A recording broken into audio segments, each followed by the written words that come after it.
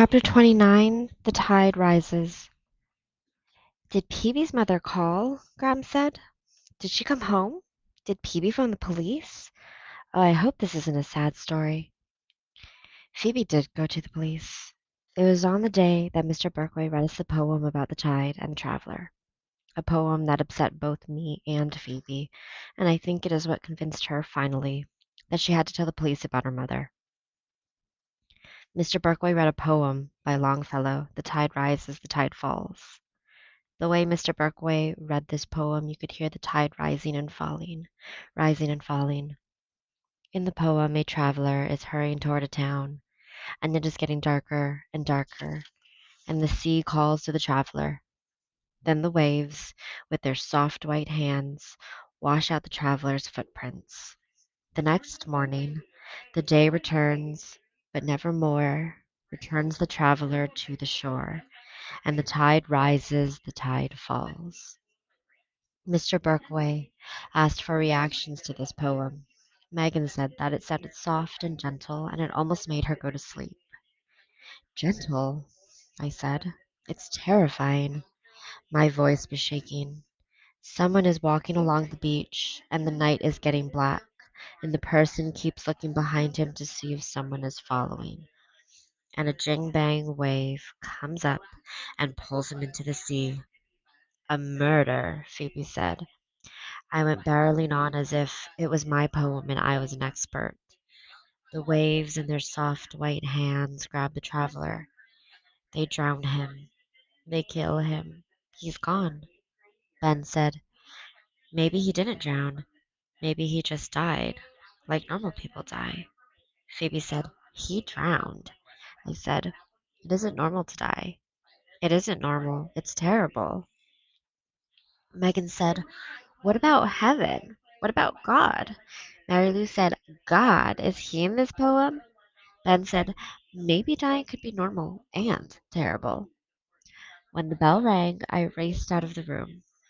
Phoebe grabbed me. Come on, she said. From her locker, she took the evidence she had brought from home, and we both ran the 6 blocks to the police station. I'm not sure exactly why I went along with Phoebe. Maybe it was because of that poem about the traveler. Or maybe it was because I had begun to believe in the lunatic. Or maybe it was because Phoebe was taking some action, and I admired her for it. I wished I had taken some action when my mother left. I was not sure what I could have done, but I wished I had done something. Phoebe and I stood for 5 minutes outside the police station, trying to make our hearts slow down, and then we went inside and stood at the counter. On the other side of it, a thin man with big ears was writing in a black book. Excuse me, Phoebe said. I'll be right with you, he said. This is absolutely urgent. I need to speak to someone about a murder, Phoebe said. He looked up quickly. A murder? Yes, Phoebe said, or possibly a kidnapping. But the kidnapping might turn into a murder. Is this a joke? No, it is not a joke, Phoebe said. Just a minute. He whispered to a plump woman in a dark blue uniform. She wore glasses with thick lenses. Is this something you girls have read about in a book? She asked. No, it is not, I said. That was a turning point, I think, when I came to Phoebe's defense. I didn't like the way the woman was looking at us, as if we were two fools. I wanted that woman to understand why Phoebe was so upset. I wanted her to believe Phoebe. May I ask who it is who has been kidnapped or possibly murdered? The woman said. Phoebe said, my mother. Oh, your mother.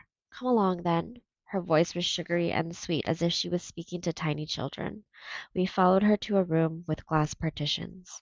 An enormous man with a huge head and neck and massive shoulders sat behind the desk. His hair was bright red, and his face was covered in freckles. He did not smile when we entered. After the woman repeated what we had told her, he stared at us for a long time. His name was Sergeant Bickle, and Phoebe told him everything. She explained about her mother disappearing, and the note from Mrs. Cadaver, and Mrs. Cadaver's missing husband, and the rhododendron, and finally about the lunatic and the mysterious messages. At this point, Sergeant Bickle said, what sort of messages? Phoebe was prepared. She pulled them out of her book bag and laid them on the desk in the order in which they had arrived. He read each aloud. Don't judge a man until you've walked 2 moons in his moccasins. Everyone has his own agenda. In the course of a lifetime, what does it matter? You can't keep the birds of sadness from flying over your hair, but you can keep them from nesting in your hair. Sergeant Bickle looked up at the woman seated next to us, and the corners of his mouth twitched slightly.